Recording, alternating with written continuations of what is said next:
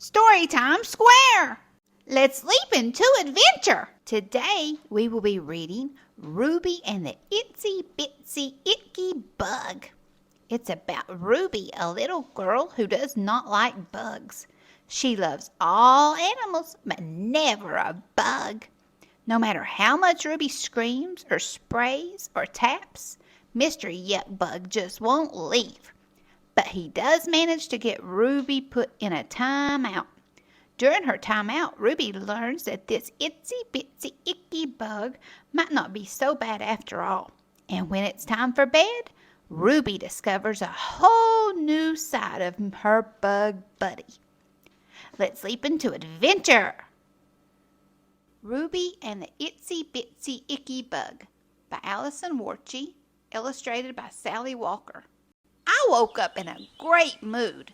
It was Saturday. It was sunny, a perfectly perfect morning, until I opened my curtains and saw this guy. A gross, yucky, icky bug on my window. I called Mommy. She was drying her hair. All she said was, "Is it inside or outside?" Would I be this calm if it was inside? I called Daddy. He was changing Ivy's diaper. All he said was, "How big is it?" I might have exaggerated a little. It didn't work. He just started singing. The itsy-bitsy bug climbed up to Ruby's room. I am an animal lover. Chipmunks, bunnies, hedgehogs, of course. I don't mind the snake pages in my animal books. I've always wished to meet a dinosaur.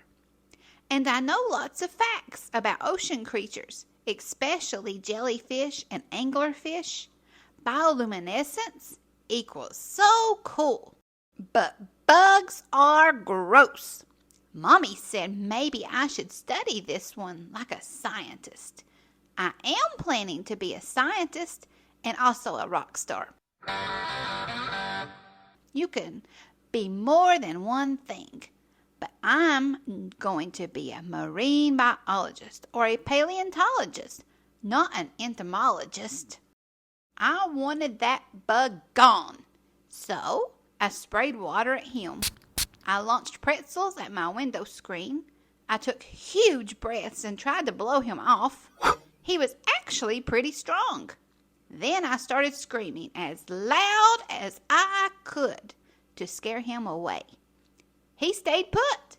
I got a timeout. A timeout in my room with Mr. Yuck-Bug. Fine. I took a closer look. I figured he was a beetle, 2 sets of gross beetly wings, 6 gross, pretty strong legs, 2 gross antennae. Well, his antennae weren't too gross. They were kind of cute, moving around like that. I decided to draw him. I had plenty of time left in my timeout. I heard my parents laughing with Ivy downstairs. I felt a little lonely. So I told Mr. Yuck-Bug some things about bioluminescent fish. I showed him my newest self-portrait, and I introduced him to my stuffed animals. Then I drew him again, with even more detail. He crawled around like he was happy to be on my window. It seemed like he was studying me too. I was feeling a little bad for spraying, blowing, and scaring him, and not just because of the timeout. Finally, Daddy came to get me, but I kept going back upstairs to check on my bug all day. He stuck around. Okay, I was wrong. He wasn't gross. He was strong. He had kind of cute antennae. He was a good listener. It wasn't until I put on my pajamas and jumped into bed that I realized he was also bioluminescent. Whoa! Incredible! I waved as my firefly floated into the night, making his own light, blinking goodbye. I might be a marine biologist, a paleontologist, a rock star, and an entomologist. We'll see. The end. I hope you enjoyed our storytime adventure together. Do you have a favorite bug? Mine is a cricket. They make a pretty sound around the pond.